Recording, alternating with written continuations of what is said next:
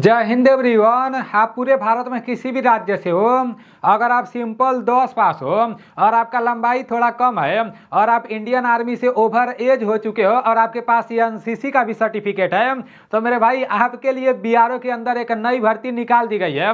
वैसे तो ये भर्ती सभी लोगों के लिए निकाली गई है, लेकिन जिन लोगों के पास एनसीसी का सर्टिफिकेट रहेगा ना, तो उन लोगों को पेपर में छूट भी मिल जाएगा। सारी चीज़ें मैं आप लोगों को इस वीडियो में इस भर्ती के बारे में बताने वाला हूँ। देखो, बीआरओ भर्ती का जब शॉर्ट नोटिफिकेशन आज से कुछ दिन पहले निकाला गया था, तो उसके ऊपर मैं एक वीडियो बनाया था और बीआरओ के बारे में सारी चीजें मैं आप लोगों को बताया था। बीआरओ का फुल फॉर्म होता है बॉर्डर रोड ऑर्गेनाइजेशन है, और जो लोग इसमें भर्ती हो जाते हैं ना, तो मतलब जहां पर इंडियन आर्मी के लोग रहते हैं, जैसे जो रोड वोड बनाने का काम होता है ना, तो वो बीआरओ वालों का ही काम होता है। और इसमें भी इंडियन आर्मी के जैसा वर्दी मिलता है, एक खाकी वर्दी भी मिलता है, कुछ इस तरह से रहता है, ठीक है ना। ये भर्ती भी सिंपल 10 पास से है। कुछ पोस्टों के लिए आईटीआई भी मांगा है, लेकिन कुछ पोस्टों के लिए सिंपल 10 पास मांगा गया है, ठीक है ना।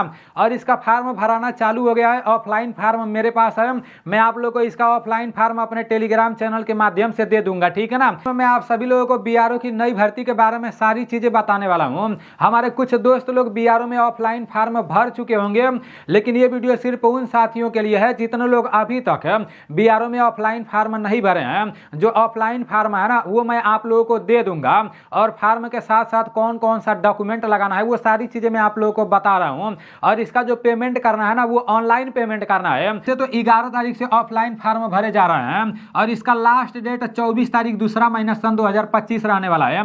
मतलब अगले महीना में 24 तारीख तक इसमें ऑफलाइन फॉर्म भरे जाएंगे। फीस कितना लगेगा? तो जनरल, ओबीसी और ईडब्ल्यूएस कैटेगरी के लिए इसमें 50 रुपया एप्लीकेशन फीस लगेगा, और SC ST कैटेगरी के लिए 1 भी रुपया एप्लीकेशन फीस नहीं लगेगा। और जनरल, ओबीसी, ईडब्ल्यूएस कैटेगरी के लिए ये जो 50 रुपया एप्लीकेशन फीस लग रहा है ना, तो इसके लिए आपको कैसे पेमेंट करना है, एक लिंक दूंगा। जैसे जो बीआरओ का ऑफिशियल वेबसाइट है ना, उसी वेबसाइट पर जाकर आप लोगों को पेमेंट करना पड़ेगा। तो मैं आप लोगों को एक लिंक दूंगा। देखो, पेमेंट के लिए आप लोगों को क्या करना है, ये जो लिंक आप लोगों को दिख रहा है ना, ये लिंक मैं अपने टेलीग्राम चैनल में जब भेजूंगा, जब आप इस पर क्लिक करोगे तो डायरेक्ट आपके सामने कुछ ऐसा ऑप्शन देखने को मिलेगा। यहाँ पर देखो, बीआरओ का लोगो देखने को मिलेगा। यहाँ पर लिखा गया है ग्रिप सेंटर पुणे।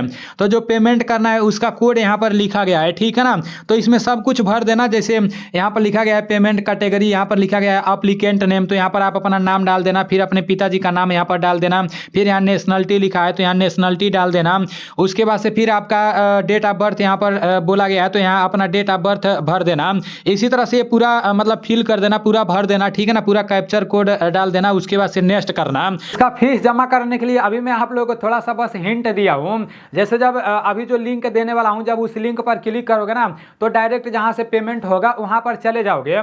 तो वहाँ जाकर जो लोग जनरल, ओबीसी, ईडब्ल्यूएस कैटेगरी से आएंगे उन लोगों को पेमेंट कर देना है 50 रुपया, और जो लोग SC ST कैटेगरी से आएंगे तो उन लोगों को कोई भी पेमेंट करने का जरूरत नहीं है, ठीक है ना। तो यहाँ तक का पूरा बात आप लोगों को समझ में आ गया है। अब आगे का सारा बात अच्छे से समझ लो। देखो, इसमें फॉर्म भरने के लिए आपका उम्र कम से कम 18 साल होना चाहिए और अधिक से अधिक 25 साल होना चाहिए। अगर आप UR कैटेगरी से आते हो तो आपका डेट ऑफ बर्थ 24 फरवरी 2000 से लेकर और 24 फरवरी 2007 के बीच में होना चाहिए। अगर आप OBC कैटेगरी से आते हो तो आपका उम्र 24 फरवरी 1997 से लेकर और 24 फरवरी 2007 के बीच में होना चाहिए। तो ओबीसी वाले भाई अपना देख लेंगे, ठीक है ना। और अगर आप SC ST कैटेगरी से आते हो तो आपका उम्र 24 फरवरी 1995 से लेकर और 24 फरवरी 2007 के बीच में होना चाहिए, ठीक है ना।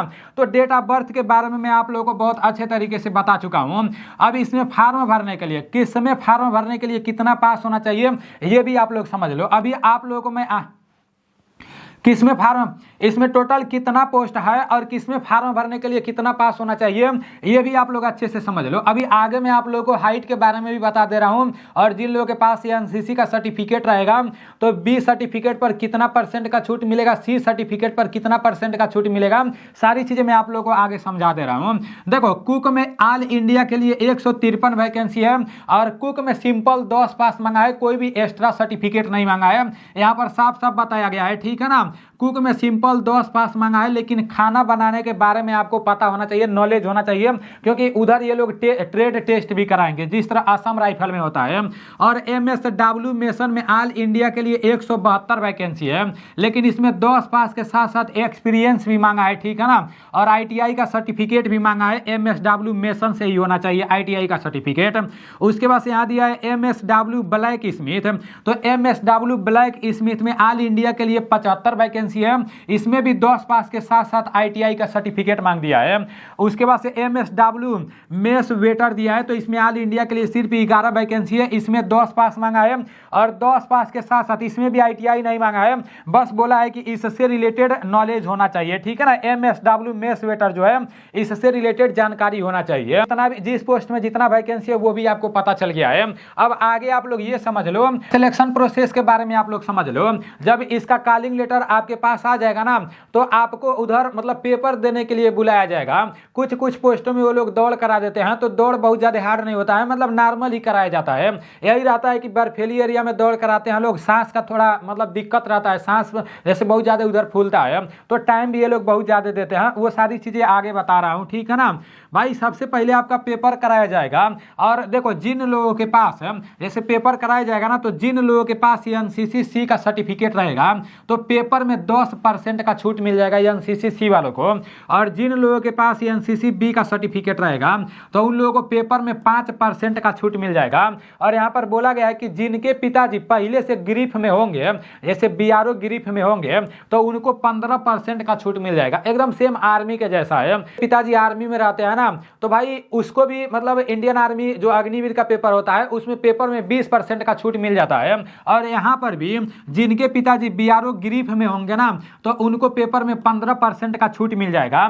बाकी एक्स सर्विसमैन वालों को 3% का छूट मिल जाएगा। और जिन लोगों के पास स्पोर्ट्स का सर्टिफिकेट होगा ना, स्टेट लेवल का, डिस्ट्रिक्ट लेवल का या यूनिवर्सिटी लेवल का, तो उन लोगों को भी 5% का पेपर में छूट मिल जाएगा। यहाँ पर देख लो, तो ये बोला गया है कि अगर आपके पास B और C दोनों का सर्टिफिकेट होगा, तो फिर जो आपका कॉलिंग लेटर आएगा ना, तो वो सिर्फ C के सर्टिफिकेट को देखा जाएगा। और अगर आपके पास C का सर्टिफिकेट नहीं होगा तो B के सर्टिफिकेट के हिसाब से ही मतलब जैसे आपका कॉलिंग लेटर आएगा। जैसे ये लोग भी तो देखेंगे आपका A ग्रेड है कि B ग्रेड है क्या है। तो अगर आपके पास B और C दोनों का सर्टिफिकेट होगा तो C में ये लोग देखेंगे कि आपका कौन सा ग्रेड है, कितना नंबर है, क्या है, ठीक है ना। तो ये भी आप लोगों को पता होना चाहिए। और जब आपका पेपर हो जाएगा तो स्किल टेस्ट होगा, ट्रेड टेस्ट होगा। जब फिजिकल कराया जाएगा तो फिजिकल कितना कराया जाएगा मेरे भाई, यहाँ पर बोला गया है 1600 मीटर दौड़ कराया जाएगा, ठीक है। 1600 मीटर दौड़ने के लिए आपको 10 मिनट का टाइम दिया जाएगा। बर्फीली एरिया में दौड़ होता है इसलिए लोग पूरा 10 मिनट का टाइम दे देते हैं, ठीक है ना। और ये सिर्फ 1600 मीटर का दौड़ पासिंग रहेगा, इसमें कोई नंबर उम्र नहीं मिलेगा दौड़ में, मतलब क्वालिफाई करना रहेगा, ठीक है ना। और जब आप दौड़ने जाओगे तो उधर हाइट भी नापा जाएगा, तो हाइट वेट का ज्यादा दिक्कत नहीं है। हाइट 152 सेंटीमीटर से लेकर 162.5 सेंटीमीटर तक मांगा गया है। अगर आप पंजाब, हरियाणा, चंडीगढ़, दिल्ली, राजस्थान, वेस्ट बंगाल, उत्तर प्रदेश से आते हो तो आपका हाइट 162.5 सेंटीमीटर होना चाहिए। और अगर आप इतने राज्यों से नहीं आते हो, दूसरे राज्यों से आते हो, तो भाई इससे भी कम हाइट होना चाहिए। कहीं का हाइट 158 सेंटीमीटर मांग दिया है, इधर पूरे राज्यों का नाम दिया है, तो देख लेना, एक एक करके बताऊंगा तो वीडियो काफी लंबा हो जाएगा। और वैसे भी मेरा वीडियो लंबा होता ही है, लेकिन सारा जानकारी मिल जाता है। और किसी राज्यों का हाइट 152 सेंटीमीटर मांगा गया है, किसी राज्यों का हाइट 157 सेंटीमीटर मांगा गया है। तो इसको आप लोग देख लेना। यहाँ पर वजन के बारे में भी बोला गया है, वही आपका 50 किलो तक वजन होना चाहिए, ठीक है ना। पेपर हो जाएगा, स्किल टेस्ट मतलब दौड़ हो जाएगा, ट्रेड टेस्ट होगा, वो सारी चीजें हो जाएगा।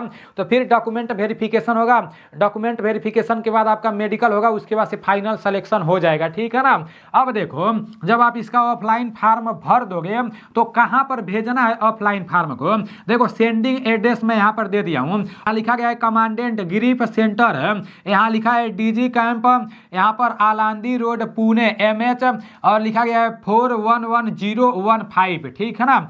तो यहीं पर आप लोगों को BRO भर्ती का ऑफलाइन फॉर्म भेजना है। अब फॉर्म के साथ साथ कौन कौन सा डॉक्यूमेंट लगाना है, तो जो 10 और 12 का सर्टिफिकेट होगा वो लगाना है, फिर डोमिसियल सर्टिफिकेट है मतलब निवास प्रमाण पत्र लगाना है, फिर कास्ट सर्टिफिकेट मतलब जात प्रमाण पत्र लगाना है, फिर अपना आधार कार्ड लगाना है, 1 पासपोर्ट साइज फोटो आपको लगाना है, 2 पासपोर्ट साइज फोटो डाल देना, ठीक है ना। उसके बाद से जो ऑनलाइन फीस पेमेंट जो किए हो, जैसे जो लोग ऑनलाइन पेमेंट करेंगे तो उसका जो रिसिप्ट मिलेगा ना, तो फिर वो मतलब साथ में आप लोगों को लगाना है। उसके बाद से अगर आपके पास एक्सपीरियंस सर्टिफिकेट है तो वो लगाना है, नहीं तो एनसीसी का सर्टिफिकेट है वो लगाना है, अगर स्पोर्ट्स का सर्टिफिकेट है तो वो लगाना है, ठीक है ना।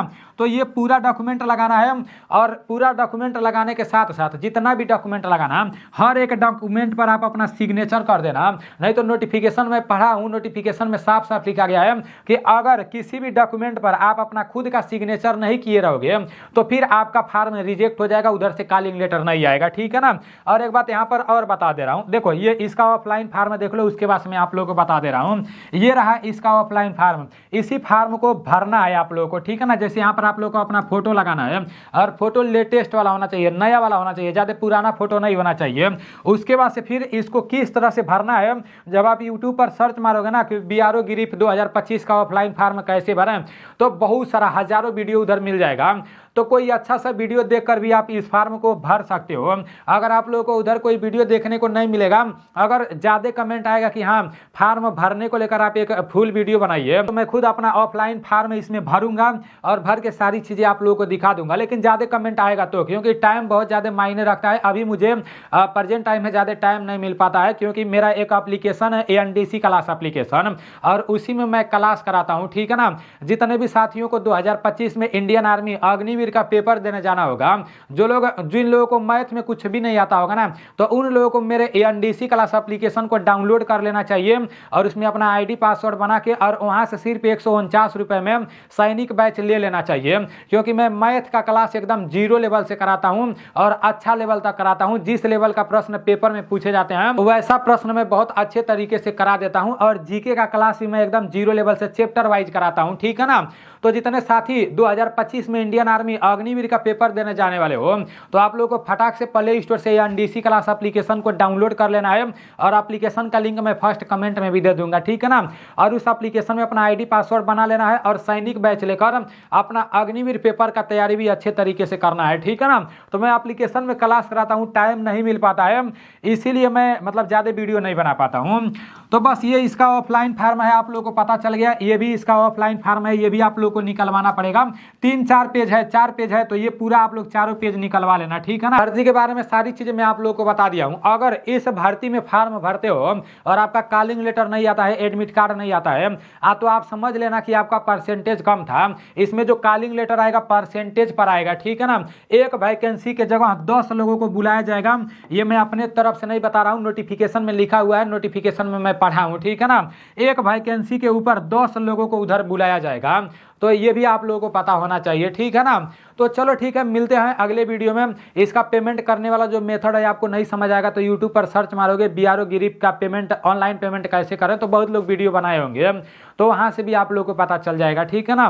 बाकी चलो ठीक है, मिलते हैं अगले वीडियो में। जय हिंद, वंदे मातरम।